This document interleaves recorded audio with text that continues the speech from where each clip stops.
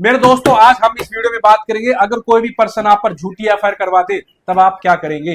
अगर आपकी बीवी आप पर झूठी एफआईआर करवा दे, क्रिमिनल चार्जेस लगवा दे, तब आप क्या करें, स्टेप बाय स्टेप मैं आज आपको बताऊंगा, ताकि आप अपना टाइम, पैसा, मेंटल हेल्थ बचा सके। तो बने रहे मेरे साथ इस वीडियो में।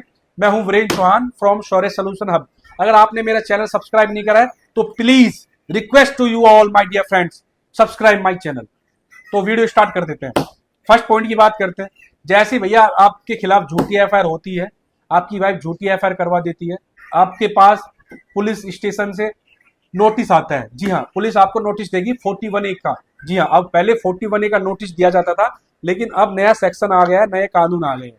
अब आपको नोटिस मिलेगा भारतीय नागरिक सुरक्षा संहिता का सेक्शन 35 का सब क्लोज 3 के तहत आपको नोटिस देगा पुलिस ऑफिसर। अगर आपको डर है कि भैया पुलिस ऑफिसर मेरे को अरेस्ट ना कर ले, तो आप सेशन कोर्ट में जाकर एंटीसिपेटरी बेल ले सकते हैं। अगर वहां से रिजेक्ट होती है तो आप हाई कोर्ट में जा सकते हैं। अगर वहां से रिजेक्ट होती है तो आप सुप्रीम कोर्ट में एंटीसिपेटरी बेल ले सकते हैं।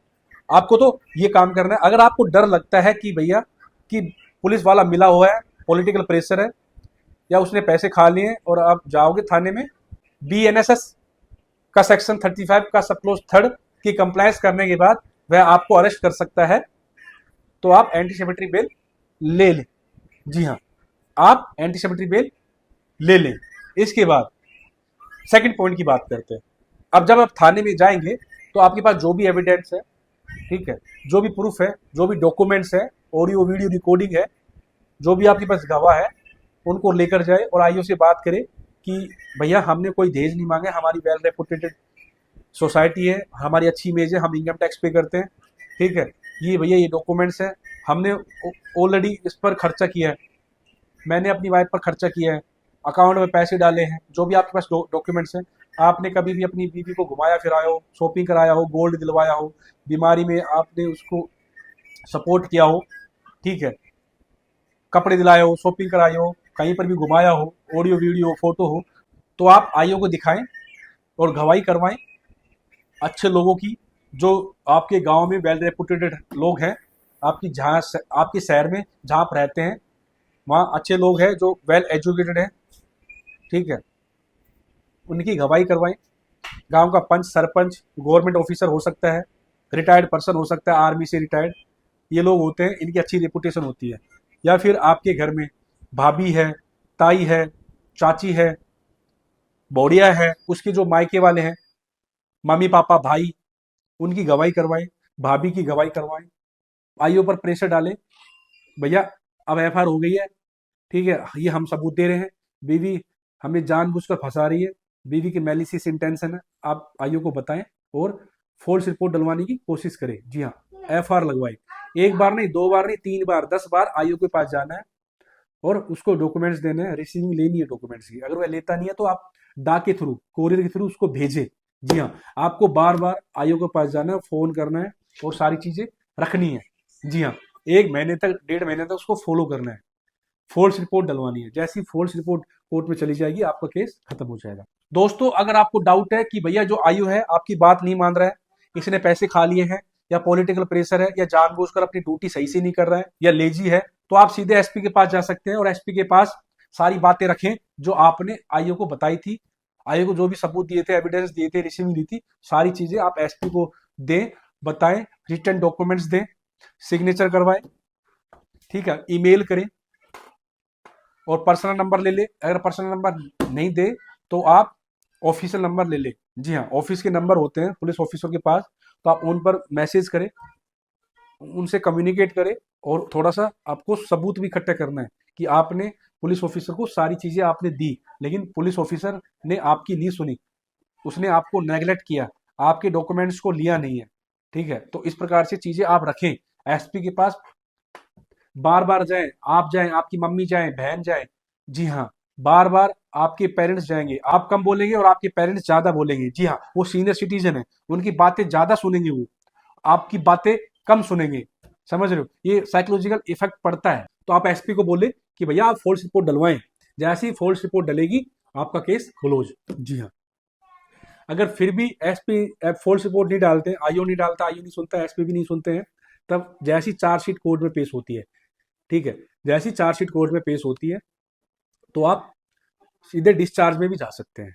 जी हाँ, डिस्चार्ज में जा सकते हैं, और वहां पे जो भी आपके पास एविडेंस है, सबूत है, आप सारी बातें रखें और एक अच्छे से एडवोकेट को हायर करें, आर्गुमेंट करें और डिस्चार्ज पिटीशन में जाएं और खत्म करवाएं केस को। अगर मजिस्ट्रेट साहब को लगेगा कि भैया आपका जो मैटर है फर्जी है, फैब्रिकेटेड है सारी चीजें, तो आपको वहीं से डिस्चार्ज कर देंगे।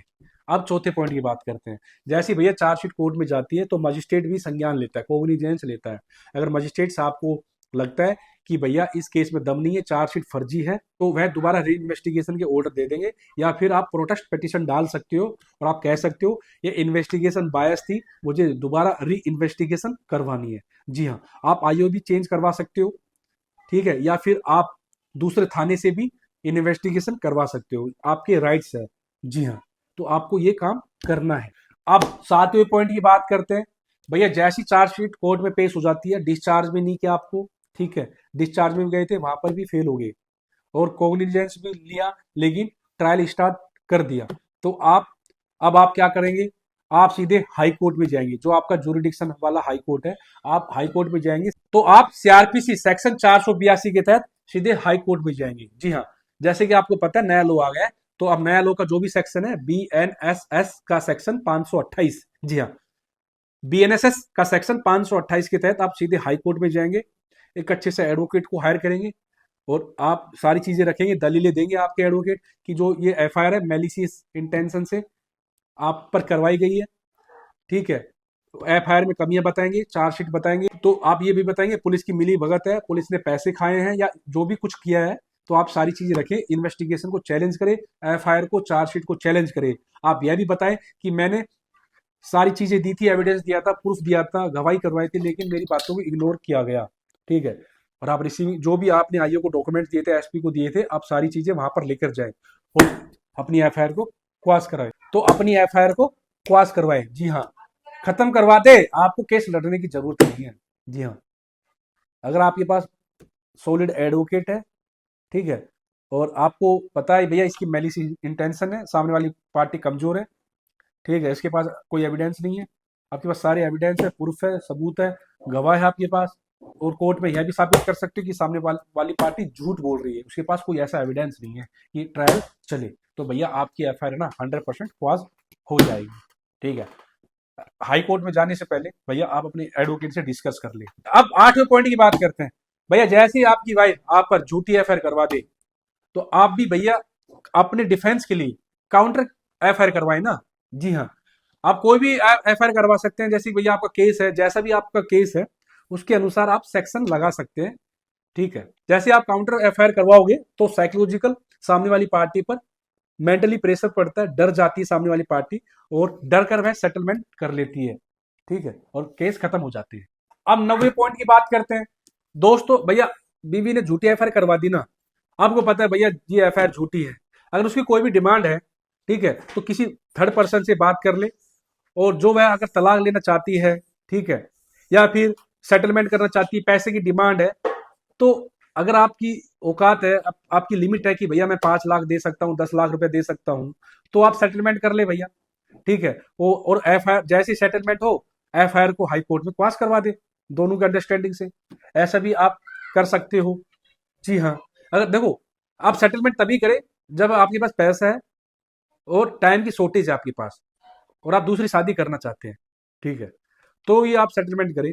अदरवाइज ज्यादा अनावश्यक डिमांड कर रही है, 20 लाख 50 लाख मांग रही है, या फिर भैया ज्यादा ही उसने आपके साथ क्रूरल्टी करी है, झूठी एफआईआर करवाई है और उसमें गलत एलिगेशन लगा दिए, रेप का केस लगा दिया, छेड़छाड़ खाने का आरोप लगा दिया आपके फादर पर, आपके भाई पर, तो इस कंडीशन के अंदर आप सेटलमेंट ना करें, सीधा केस लड़े और केस फाइट करें। जैसे आप जीत जाओगे तो उस पर डिफेमेशन का केस डालें और उसको अंदर करवाएं, अलग चार्जेस लगते हैं जो झूठी एफआईआर करवाता है। अब बात करते हैं 10वें पॉइंट की, सबसे लास्ट पॉइंट की। दोस्तों जैसे आपकी वाइफ भैया झूठी एफआईआर करवाती है, तो आप एंटीसेप्टिव बेल ले सकते हो, अगर आपको लगता है कि भैया पुलिस वाला मुझे अरेस्ट कर सकता है, या फिर आपको कोई दिक्कत नहीं है तो आपको नोटिस देगा, अगर आप कंप्लायंस फॉलो करोगे तो आपको अरेस्ट नहीं करेगा, ठीक है। अगर आप उसको सारी चीजें दो, अगर वह एफआईआर नहीं लगाता है तो चार्जशीट कोर्ट में पेश हो जाती है, और आपको लगता है कि भैया मैं ट्रायल फेस कर लूंगा, मेरे पास टाइम है और मेरे पास इतना पैसा नहीं है कि मैं हाई कोर्ट में जाऊं या मैं सेटलमेंट करूं, तो आप ट्रायल फेस करें और जल्दी से जल्दी ट्रायल फेस करें, तो जल्दी से जल्दी आप केस खत्म करने की कोशिश करें। अगर सामने वाली पार्टी थोड़ा सा लेट करती है तो आप अपने एडवोकेट को बोलो कि कोर्ट में एप्लीकेशन फाइल करें, और हाई कोर्ट से टाइम बाउंड करवा सकते हो। ट्रायल फेस करो, जैसे जैसे आपका नंबर आएगा गवाही कराओ और एविडेंस दो, प्रूफ दो, और ट्रायल से आप केस जीत सकते हो। समझ लो, तो ये भी है।